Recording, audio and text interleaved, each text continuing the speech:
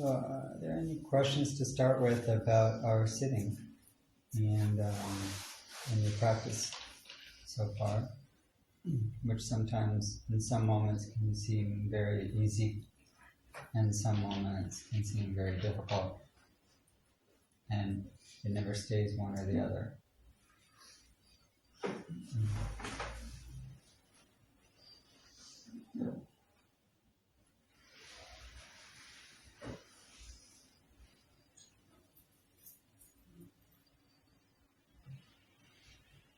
I know someone has a question. I can feel it. Yeah.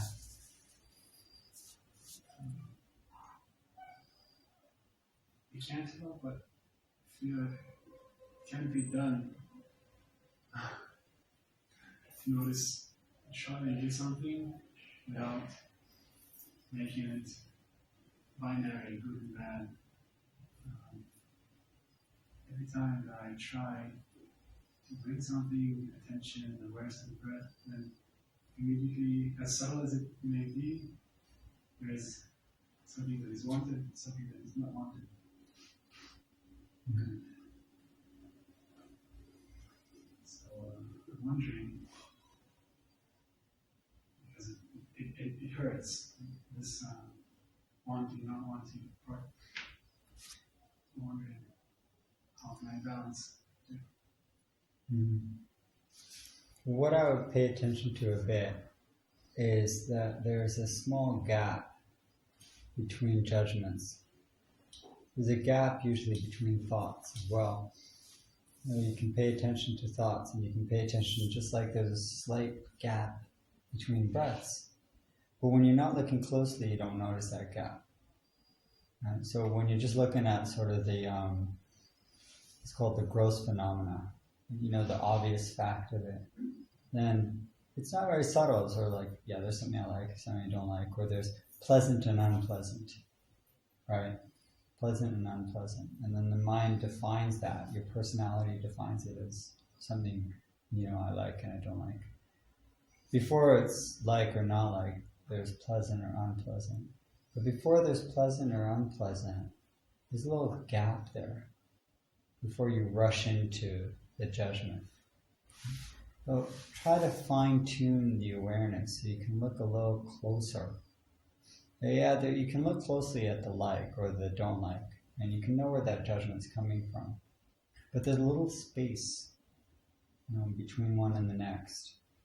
And that's what you might want to notice. Just simply notice that there is a gap between thoughts, and there's a gap between breaths. So before you start going into the thought aspect of it, maybe first come and notice that little gap between breaths where it's just like, it's nothing. It's nothing. It's not an in-breath or out-breath. It's kind of like death. Like there's nothing there. So in a sense, you can acquaint your mind with that nothing, that no thingness of that moment. And then, in the next millisecond, you're in the content part. But the more you can notice that little gap, the more frequently you'll see that there's a lot of gaps in what? In my judgment. There's a lot of gaps in my judgment. There's not gaps in your experience. But your mind isn't all the time evaluating it. So you might want to look closely. And first start with a gap in your breath. And then see how you notice if there's a lot of gaps. You'll start finding more of them.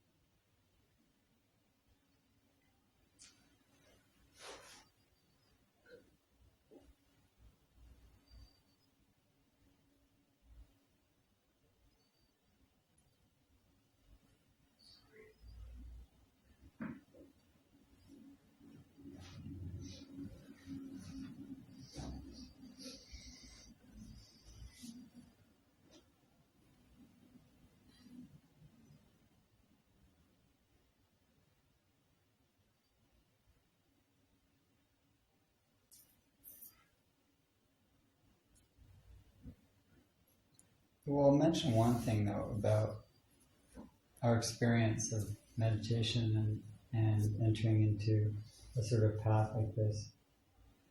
And it's that for much of our lives, we're looking for pleasure, right? And it can be physical or emotional or intellectual or spiritual, but we're still looking for pleasure.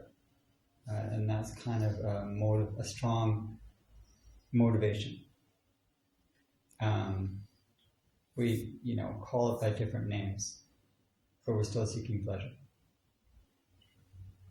What the Buddha recognized, I think, really in a fundamental way, that there's something even deeper that's needed, and it's the relief of pain. So nirvana or nibbana is the blowing out, the extinguishing of the fire that is always seeking and burning and looking for pleasure. So in a sense, there's no end to the liking and disliking, right? At some point we have to say that that's a pain.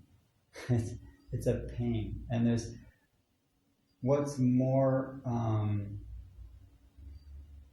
fulfilling, in a sense, than getting more pleasure is having less pain.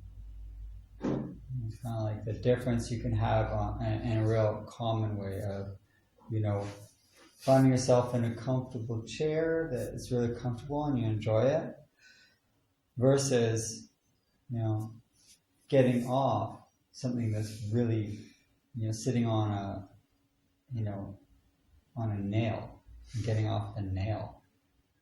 Your relief from getting off the nail is much greater than the pleasure you get from being on the cushion, on the soft, and having that pleasure. Right?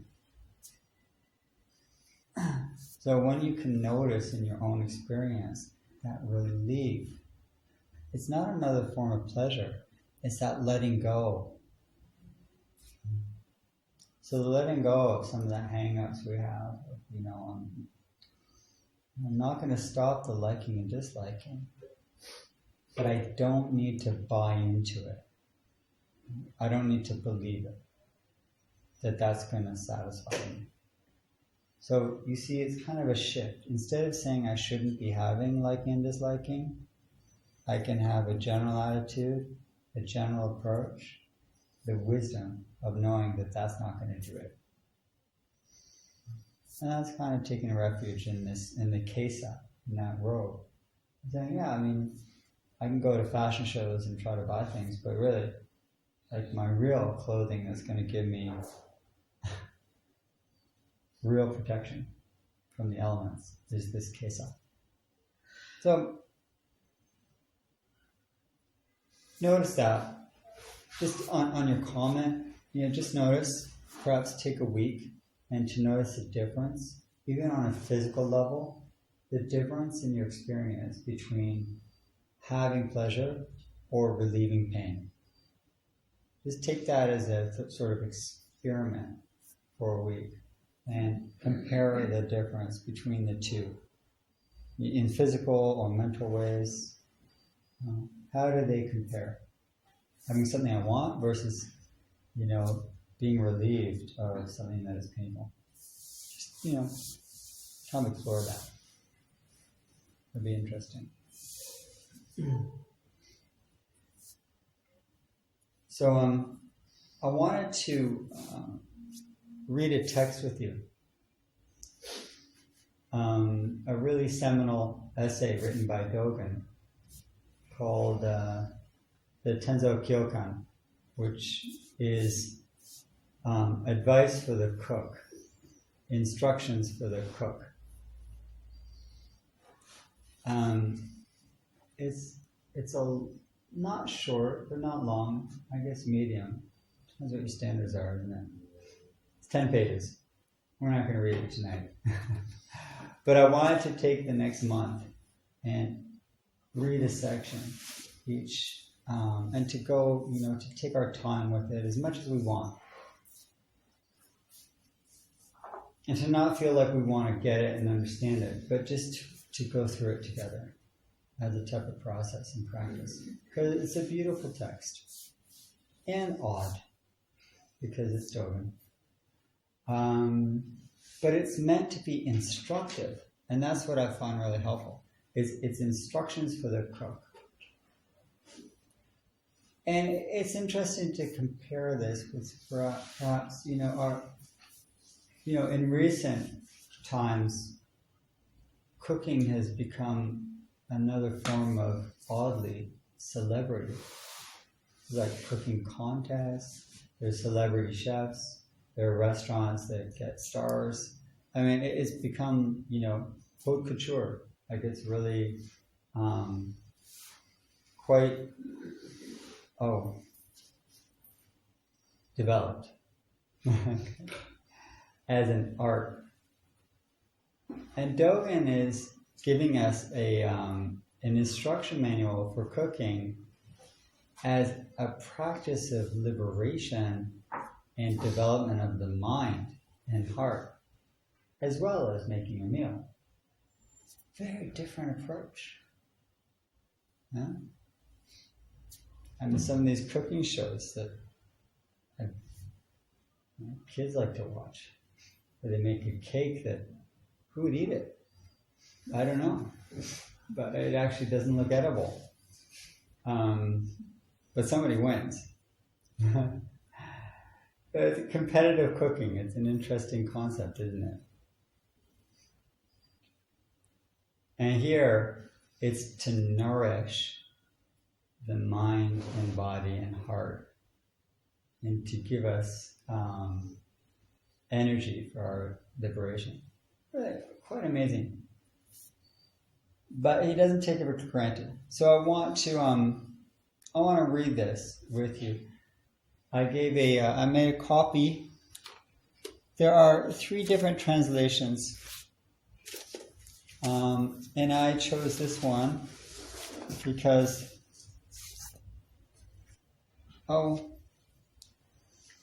it was a little clearer than the other option in terms of the language.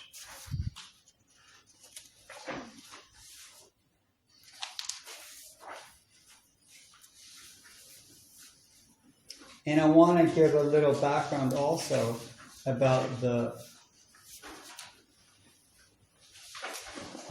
person he's writing to. Thank you. The Tenzo in a Zen monastery or retreat center is the head cook. Probably would have assistants under him as well. But the head cook, the Tenzo, is an exalted spiritual position, second to the abbot of a monastery. Somebody who's chosen because they have a really deep understanding of the practice. And of food, of course. But it's a unity of the spiritual and physical. And so the Tenzo really exemplifies or manifests that unity of knowing how to bring it together in the most fundamental and basic thing, which is giving people a meal. So, so this is to whom it's addressed.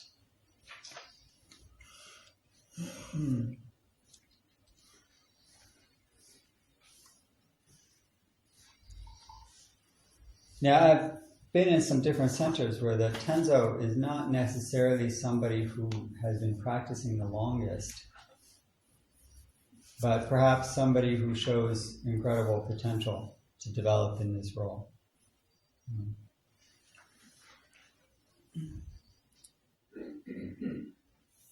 At one center I was at, they chose someone to be a Tenzo after he had been there for a month and he had never practiced before. But then over the next year, he produced the most amazing, I wouldn't say delicious, and most nourishing meals. And nourishing meaning body, heart, soul. He really knew how to do it. So there's a skill in bringing together your intention, the emptiness, with the form. That's the big challenge that we read about in the Heart Sutra, is how do you connect form and emptiness in a way that is seamless and works, and is not forced. How do you do that? And the Tenzo, making a meal, is really a most basic and exalted manifestation of that unity.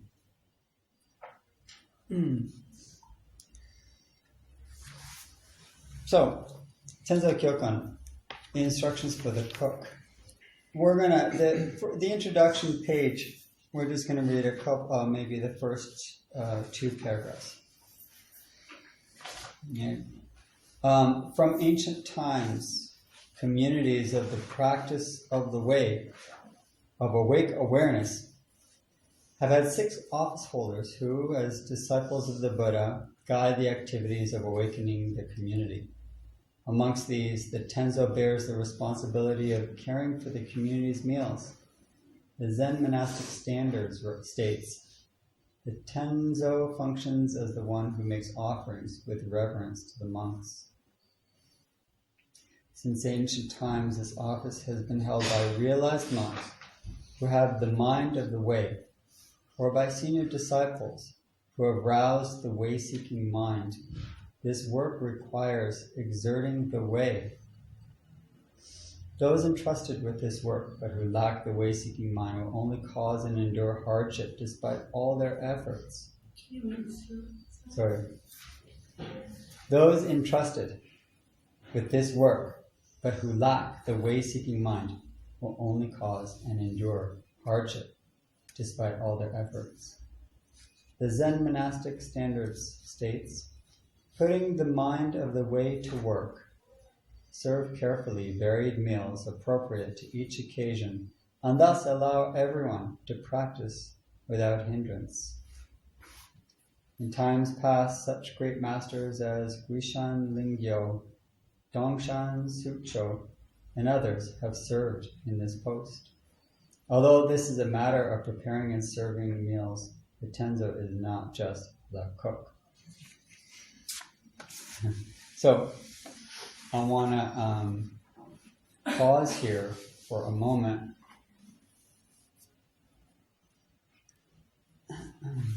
and this sets out sort of the most basic ground of this. And the ground is that intention is everything. The intention is everything. What is the intention with what you do something? And is it the way-seeking mind? Are you trying to fulfill your life in this specific action of washing rice or chopping onions? Or are you doing it because you want to get this meal done and then maybe go to something more important, like your meditation?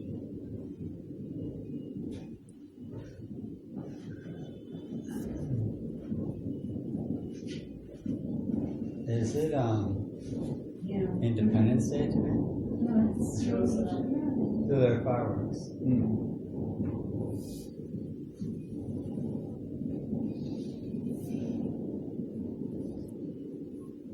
And if you don't have the way-seeking mind, you're going to have hardship. Isn't that true? If you don't have what? The way-seeking mind. If you're not doing it in order to include everything in your path of awakening and to make it as a service, an act of service to enable others to awaken, then we're going to probably face one problem after another. Like, life is a series of obstacles. And when it's the way-seeking mind, those obstacles then become, your way.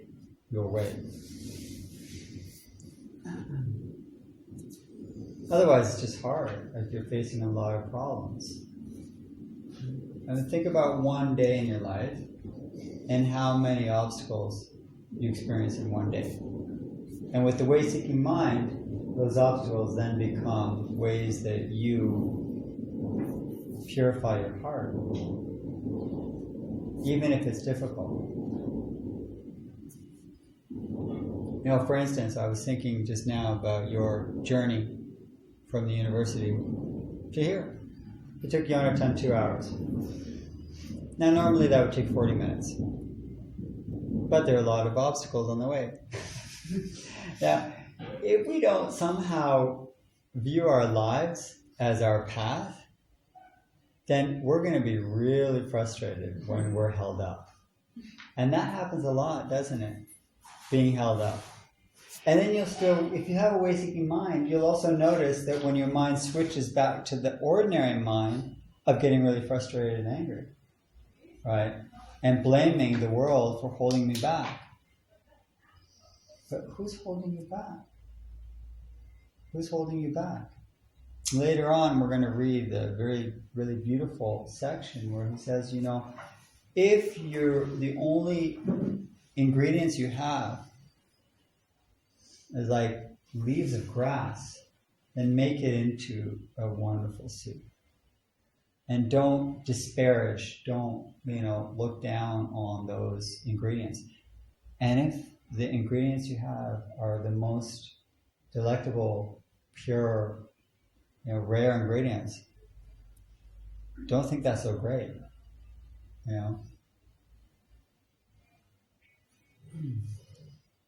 So how do we maintain this way-seeking mind? Well, this is the process here. These are what the instructions are about. He's emphasizing this in the beginning to let us know what is so easily lost. What's so easily lost is the feeling that your life has ultimate purpose. It's so easily lost, feeling that what you're doing is important. That is so easily lost. And that's why he's emphasizing it right at the beginning. Like, you have to have this in your mind, these intentions. Otherwise, you're always going to feel like too many hardships.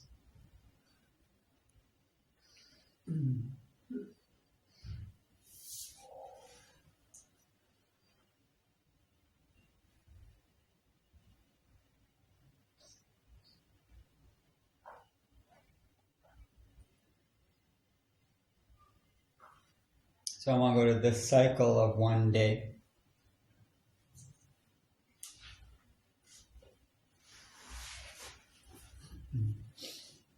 The cycle of one day and night begins following the noon meal. At this time, the Tenzo should go to the administrator and assistant administrator and procure, that means to just get, the rice, vegetables, and other ingredients for the next day's morning and noon meals. Here's the key. Having received these things, you must care for them as you would the pupils of your own eyes.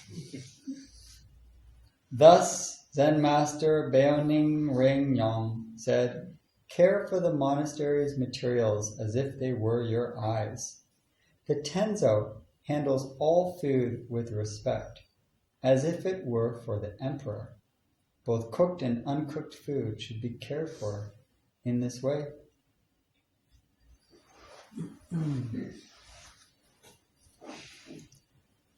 Now, this is really also goes against the grain of our common behavior. Now, the picking and choosing we do is like, pack of rice, throw it in the bag. Bag of flour, throw it in the bag. Cherries and blueberries, take care of them, hold them gently. But every ingredient, he says, like, you should be caring for it as if it's you. Because the odd thing is, at some point it will be. What you eat actually turns into you. So why is it only important when it already is you? Why isn't it important before it's you, physically? Because if it's going to be you, then shouldn't you see that as you already? When does it become you? When it's just digested and then physically your eyes? No, he's saying you should care for it as if it's you, because in a sense it is, or it will be, and so there's a sort of continuity there. It's a delicate and special approach to things. Things are not separate from us. It's sometimes frustrating to go into a place like a supermarket where people are throwing things around. And it seems like the opposite of this type of like real care. And one time I remember being in this supermarket, I think it was in England, and I go in and I get my stuff and I'm waiting at the checkout and it's going through. And there's this big guy who was the checkout person. Big guy.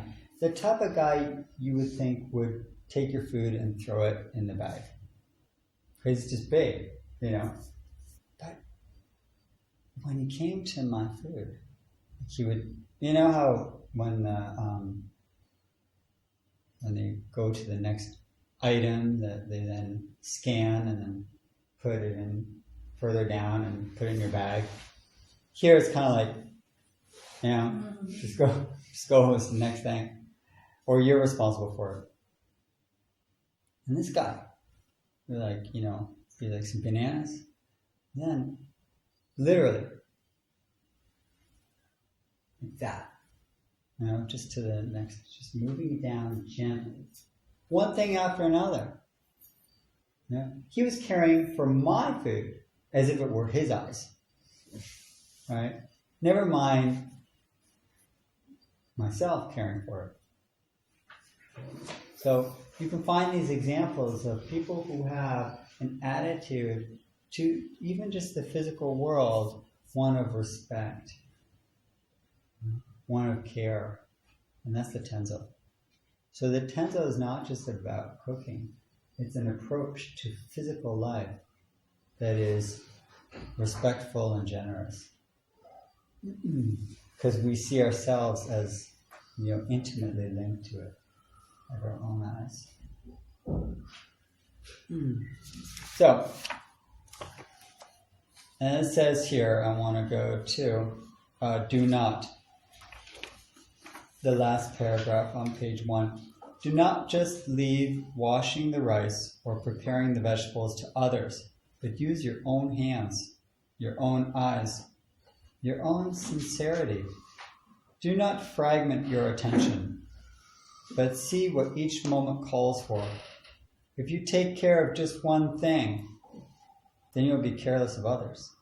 Do not miss the opportunity of offering even a single drop into the ocean of merit, or a grain atop the mountain of the roots of beneficial activity.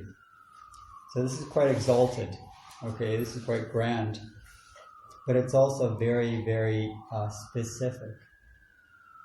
You know, find these instructions, again and again, they're bringing me from the particular to the whole, and very quickly from one sentence to the next, going from, you know, this is huge to like, take care of this one thing, because this one thing is everything. You know, this one grain of rice has all the merit in the world of a beneficial activity. And the key word here, of course, is your own sincerity. Your own sincerity. And how are you sincere? How do you care? How do you care? Well, he's not leaving this up for our imagination. How do you really care? He says, like, do not fragment your attention. You know, pay attention to this. This is what matters. And then the next thing, this is what matters. Next thing, this is what matters. We tend to think that the more we can fit in one moment, the more skillful we are and the more we're getting done. That's not sincere. We're not being sincere. We want to be sincere is by paying attention to that one thing and showing that that's an expression of your care.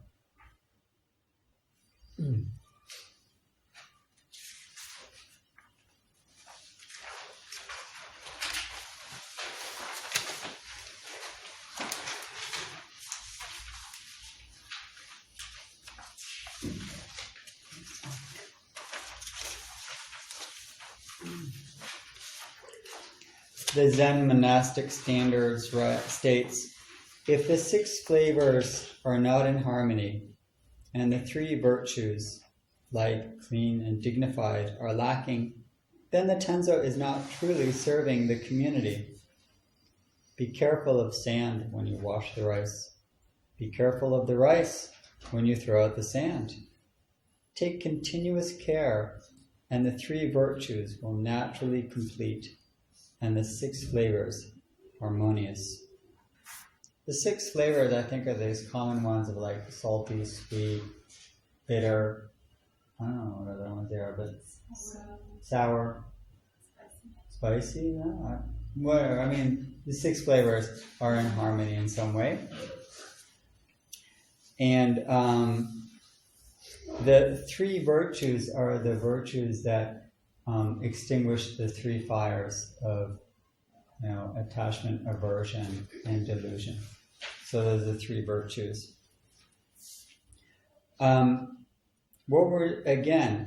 What's being emphasized here with this practice is harmony and attention. Harmony and attention. Having those key words, stay balanced. Remember that you have to find the balance between the particular moment and your whole life. If you just think about your whole life, you'll miss this moment. If you're just in this moment, it won't have meaning. So the way you can connect the meaning is by seeing that it really is an expression of your whole life. But it's only expressed in this particular moment. That's the harmony between the detail and the whole. And that's what the food is representing. Everything is a single ingredient, but it all adds up to make a meal.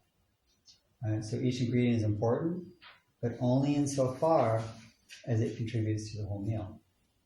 That's the detail and the whole together.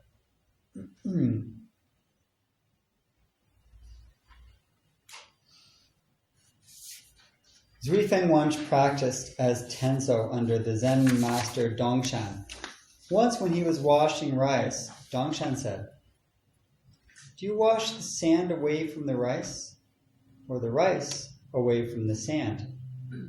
Zhuifeng said, "I wash them both away together." Dongshan said, "Then what will the community eat?" Zhuifeng overturned the washing bowl. Dongshan said, "You should go and study with someone else." Soon. I like that. Like this is an emergency. Senior students from ancient times always practiced with the mind which finds the way. And so how can we of later generations not do the same? Those of old tell us, for the Tenzo, the mind which finds the way actualizes itself through working with rolled up sleeves. That's as far as we're going to read for tonight, but there's a couple things we should appreciate from this story and also Dogen's comment afterwards. One is that this exchange is reminding us not to get attached to either side, the sand or the rice, the detail or the wholeness, the form or the emptiness, the ingredient or the meal. How do you find the harmony? Because if you're focused on one or the other, is it the sand or the rice, the sand or the rice, the sand or the rice, both gone. How do we not get attached to one or the other to find some harmony? That's what this is suggesting. And the other great quote here from those of old tell us, for the Tenzo, the mind which finds a way actualizes itself by working with rolled up sleeves. This is a very, very quintessential Zen statement, where if you want to realize the way, you roll up your sleeves and get to work. You do your cooking. You cook your life, you rake the leaves, you do the garden, you do your writing, you wash your car, whatever it is, you roll up your sleeves. And it's a very proactive, worldly approach. But at the same time, you're doing it because you're actualizing the way. So whether it's sand or rice, whether it's washing the rice, cooking the meal, or whatever you do that requires you to work, whatever your work is, you roll up your sleeves and get to it, but with the way-seeking mind. With the what? Way-seeking mind, the mind that is always seeking the way, the great way of your life in this one activity. And it's not something that you first realize and contemplate and then roll up your sleeves.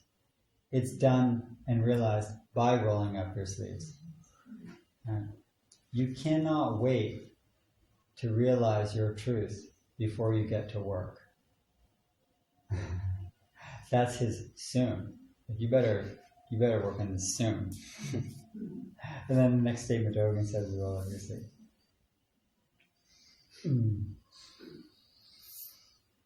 Enough.